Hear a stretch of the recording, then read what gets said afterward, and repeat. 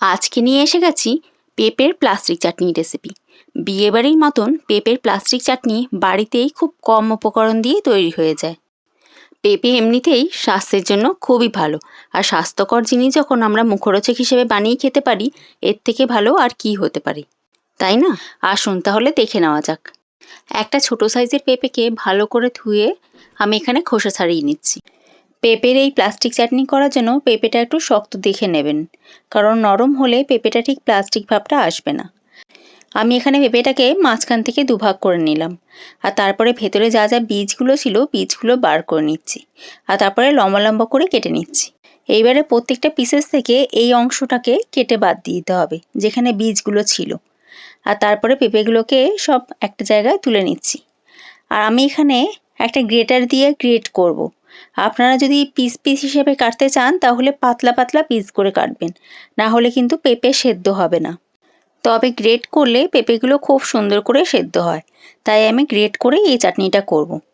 বিয়েবাড়ি বা যে কোনো অনুষ্ঠানে বলুন না কেন, পেঁপের প্লাস্টিক চাটনি এভাবে অনেক জায়গায় গ্রেট করেও দেয়। আমার পুরো পেঁপেটা গ্রেট করা হয়ে গেছে। এইবারে আমি কড়াইয়ের মধ্যে দিয়ে দেব চিনির পাউডার। আমি এখানে চিনির পাউডার ব্যবহার করেছি, আপনারা চাইলে চিনিও ব্যবহার করতে পারেন। তবে চিনির পাউডারের মধ্যে যখন আমরা জলটা ঢালবো, তখন চিনির মধ্যে যদি কোনো নোংরা থেকে থাকে সেটা বেরিয়ে চলে আসবে সঙ্গে সঙ্গে। দেখুন আমার কিছু নোংরা বেরিয়েছে, আমি এটাকে ভালো করে মিলিয়ে জলের সঙ্গে তারপরে ছেঁকে নিয়েছি। এখন দেখুন আমার চিনির শিরাটা পুরো স্বচ্ছ। চিনির শিরাটা বেশি আঠালো হওয়ার দরকার নেই। যখন দেখবেন এরকম ট্রান্সপারেন্ট হয়ে গেছে, তখনই আমরা এখানে মিলিয়ে দেব গ্রেট করে রাখা পেঁপেগুলো। আর তারপরে পেঁপেগুলোকে খুব ভালো করে চিনির সাথে মিলিয়ে আমরা ঢেকে পেঁপেটা সেদ্ধ হওয়ার জন্য রেখে দেব।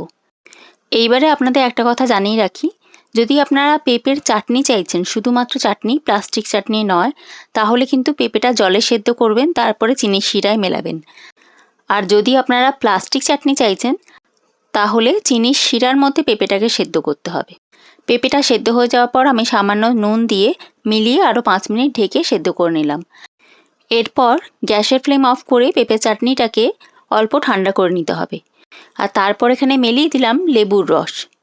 লেবুর রস এই চাটনির মধ্যে একটা আলাদাই স্বাদ যোগ করে। লেবুর রস দিয়ে ভালো করে মিলিয়ে নিয়ে রেডি আমাদের পেঁপের প্লাস্টিক চাটনি। খুব সহজেই এবং খুব কম উপকরণ দিয়ে তৈরি হয়ে যায় এই প্লাস্টিক চাটনি, এবং ফ্রিজারে কিছুদিন স্টোর করেও এটা আপনারা খেতে পারেন। তাহলে এই ছোটো ছোটো টিপসগুলো ফলো করে আপনারাও বানিয়ে নিন বিয়েবাড়ি মতন পেঁপের প্লাস্টিক চাটনি বাড়িতেই। ভালো থাকবেন, সুস্থ থাকবেন। আসছি নতুন ভিডিওতে নতুন রেসিপির সঙ্গে। এখনকার মতন ধন্যবাদ।